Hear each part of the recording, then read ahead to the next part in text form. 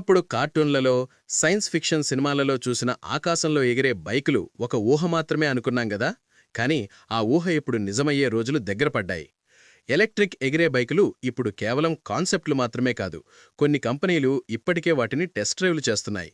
మనం మాట్లాడుకునే ఆటోమొబైల్ విప్లవం కేవలం ఎలక్ట్రిక్ కార్లతో ఆగిపోలేదు, ఇప్పుడు గాలిలో ఎగిరే బైకుల వరకు చేరుకుంది. భవిష్యత్తులో మన ప్రయాణ అనుభవాన్ని పూర్తిగా మార్చివేయగల ఈ వినూత్న టెక్నాలజీ ఎలా పనిచేస్తుంది, అసలు వీటి వెనక ఉన్న సైన్స్ ఏంటి, ఇవి ఎప్పుడు మన రోడ్ల మీదకు కాదు ఆకాశంలోకి వస్తాయి అన్న ఆసక్తికర విషయాలు ఈరోజు మనం తెలుసుకుందాం.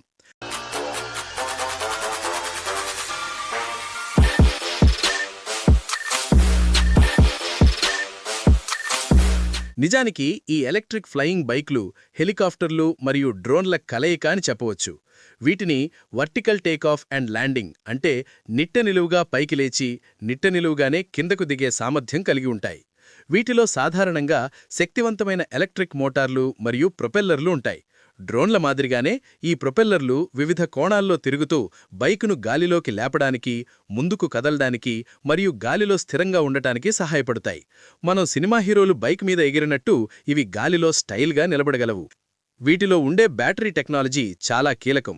సాధారణ ఎలక్ట్రిక్ వాహనాల మాదిరిగానే ఇవి కూడా లిథియం అయాన్ బ్యాటరీలతో పనిచేస్తాయి. అయితే గాలిలో ఉండటానికి ఎక్కువ శక్తి అవసరం కాబట్టి ఈ బ్యాటరీలు అత్యంత శక్తివంతమైనవిగా, తేలికైనవిగా మరియు సురక్షితమైనవిగా ఉండాలి.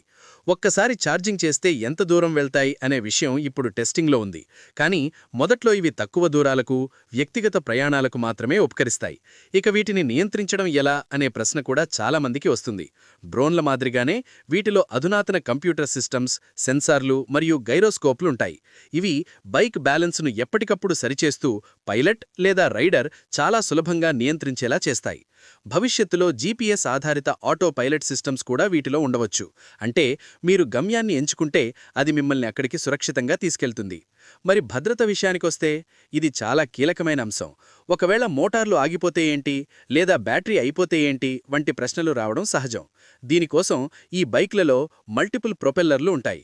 ఒకటి ఆగిపోయినా మిగతావి బైకును నియంత్రించగలవు.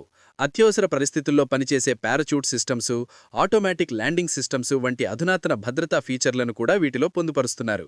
వీటి ధర కూడా మొదట్లో చాలా ఎక్కువగా ఉండవచ్చు. కానీ టెక్నాలజీ అభివృద్ధి చెందే కొద్దీ ధరలు తగ్గి సామాన్యులకు అందుబాటులోకి వచ్చే అవకాశం ఉంది.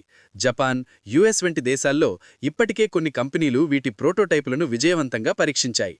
ట్రాఫిక్ జామ్ల నుండి విముక్తి, వేగవంతమైన ప్రయాణం మరియు ఒక కొత్త తరహా అనుభూతిని ఈ ఎలక్ట్రిక్ ఫ్లయింగ్ బైకులు మనకు అందించబోతున్నాయి.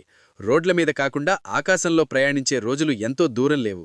భవిష్యత్తులో మీరే మీ సొంత ఫ్లయింగ్ బైక్లో ఆఫీస్కి వెళ్లినా ఆశ్చర్యపోనవసరం లేదు. మనం ఊహించిన దానికంటే వేగంగా ఈ టెక్నాలజీ మన జీవితాలను మార్చబోతోంది. అందుకు మనం సిద్ధంగా ఉండాలి.